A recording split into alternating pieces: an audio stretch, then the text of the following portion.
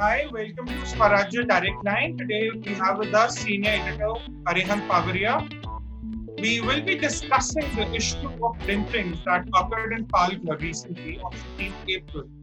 The issue only came into light when video surfaced online on Twitter of the sadhus being lynched as the mob came for them, even when the cops were standing there. The cops, helpless in the situation in the face of mob, left the sadhus to their own fate. Two sadhus and a driver was killed. Arihant, hi. You've read the reports of the lynching incident that have happened. First of all, coming to the coverage in the media, what do you make of it? I think, Tushar, what we have seen is a pattern here where whenever these kind of incidents happen with sadhus, uh, mainstream media, particularly the left-leaning media, they try to ignore it completely. That's what happened exactly. I think the incident happened 2-3 days back, and yesterday only we saw the visuals, we saw the video. Only then the media started reporting after I think 3-4 lakh tweets were already out. So after the social media pressure started building up, we started seeing the coverage. So earlier we were just seeing that alleged thieves were lynched, or we were seeing 3 men were lynched in Palghar, Maharashtra. So these kind of headlines, normal news we were seeing, not the kind of outrage from the media side that we usually see if the victim is from the minority community. For example, we saw in the case of Tabriz Ansari in Jharkhand, who was trying to steal something Right. from. He was caught red-handed, and even then the media, went into a frenzy of outrage that how can this happen, and the communalism angle was there, and the whole Hindu community shame, was injected into that, not in my name and whatnot. And before that, also we have seen cattle thieves getting lynched in Alwar, Rajasthan. So, and Muhammad Akhlaq, who was having beef in his fridge.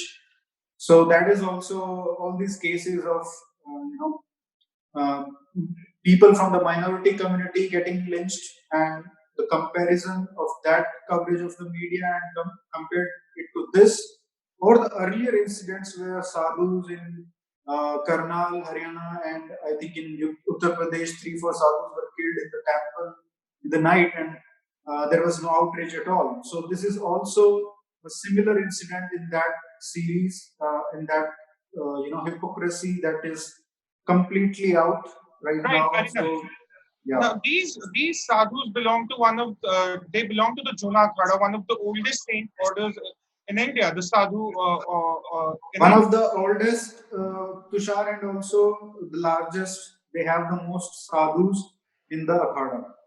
Right. So, would you also attribute to the perception of these sadhus to how they are portrayed in the mainstream media? As you rightly pointed out, they are marked as thieves or men. Even we've seen the reports of the mainstream media, they are marked as thieves or men, not as sadhus.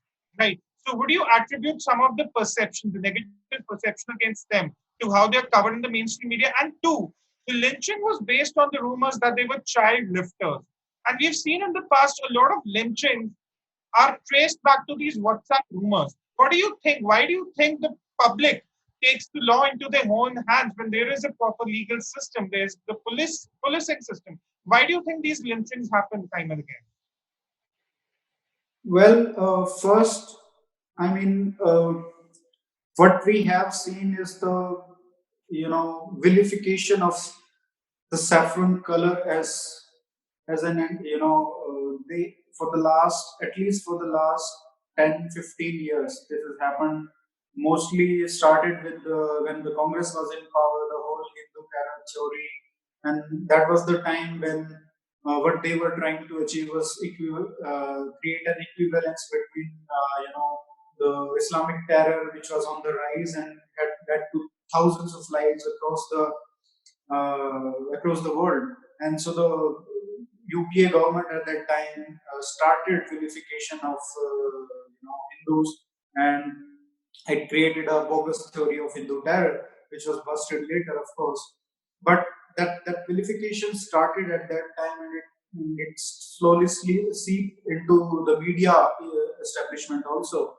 And since then, after BJP came to power, we have seen that this is continued. For example, if you look at the reports where some Muslims have been accused in some crimes, but instead of putting their pictures in the as a hero image, as a main main picture for the article, they use it an representative image of a Baba, or there are many instances of Right. that happening. So there has been conscious and subconsciously there has been some attempts in the media to create this narrative, to vilify these people. And of course, these people, they are mendicants and they keep roaming around the country. So it's very easy to, they are not even within the Hindu community, the perception has become, very negative of But the what reason do we we are make due of to the the. WhatsApp rumors that lead to these lynchings? Why is there so much mistrust against the police at the state level, at the local level, even at a village level?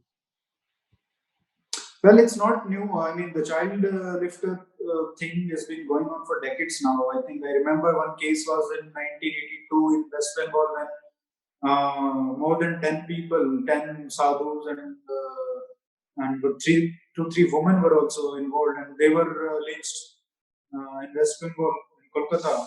And this was the same child lifter accusations were there, which were, I think, proved false. But with the advent of technology, we have seen these rumors going around very fast, and I mean, this is more prevalent in eastern parts, but usually in tribal areas and in SC communities, where SC communities live, where poorer communities live, where we have seen these incidents more, where the police presence is very weak, the rule of law is almost non-existent, and people depend on self-policing. So when these kind of rumors fly, they almost take law into their own hands, because they don't believe that anybody, they don't believe into the law that it will take care of these people. That if their child is kidnapped, that it will be traced. So these kind of things are the reasons why people take law into their own hands and they don't have faith in the police. Talking of police further, in a different context, we saw last week in Indore, and somehow in the recent riots that have been due to the Citizen Amendmentship Act, police has been quite weak in the face of mob action. The mob has been able to overpower the police. What happened in this event as well? We saw a very disturbing visual where the cops had to let go of the sadhu who was seeking their assistance from the mob, but instead they let him go. What do you make? Is there a need for deliberating further upon police reforms, especially with the kind of incidents that are coming to light? I think as many police officers on social media are pointing out that they are ashamed of the police officers who were there on the ground, who did nothing when the sadhus were clutching onto their hands to protect, to get protection, but still, what happened is like, I'm not able to shake off those images. What we saw yesterday, it's horrible. But for the last, it's not a new thing. Police are not equipped. They don't have any weapons. They have at most they have lathis. So what can they do? Second thing is they are not trained to handle mobs. As you pointed out about NDCA products, we don't have dedicated right squads for in large numbers, and they are not Right. deployed quickly. So first line of defense is always the police, whose duty is mostly to investigate the crimes that are happening, and but the riots control and other things are very different kind of policing. Uh, they are not trained for that. So these are what is lacking in police reforms. That's what we need. And yeah, I mean, unless that happens, and unless the another important issue is also of the kind of leadership you have and what kind of freedom they have given the police to act.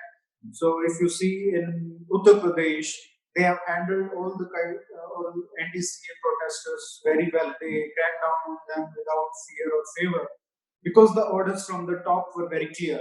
But that is not the case mostly in other states. There are all kinds of compulsions. For example, if the cops yesterday or day before yesterday, whenever that incident happened in Palghar, so if they had, taken strict measures, fired in the, I mean, if they had guns, they could have fired on maybe, it could have made things worse if they are not in large numbers, if they don't have ammunition.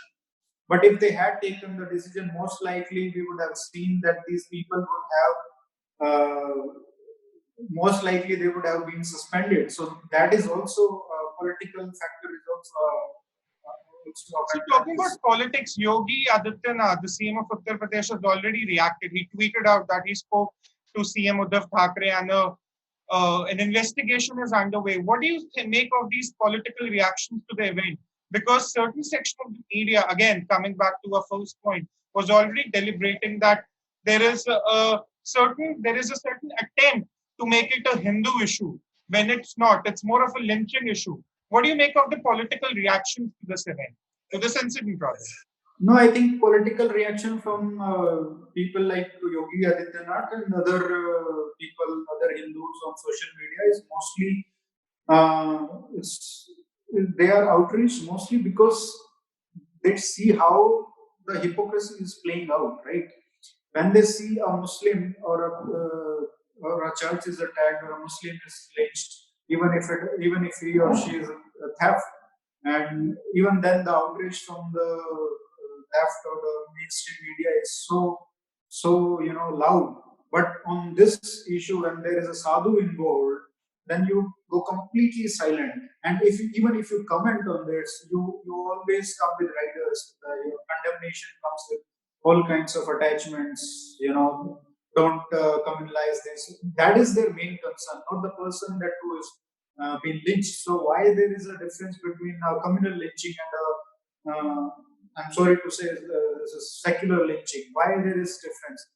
I mean, lynching is lynching, right? So why you are differentiating between the two? Why you are not condemning both in equal terms without saying don't do this, don't do that? Can you just put out a tweet? Can you just show remorse for whatever has happened without any terms and conditions?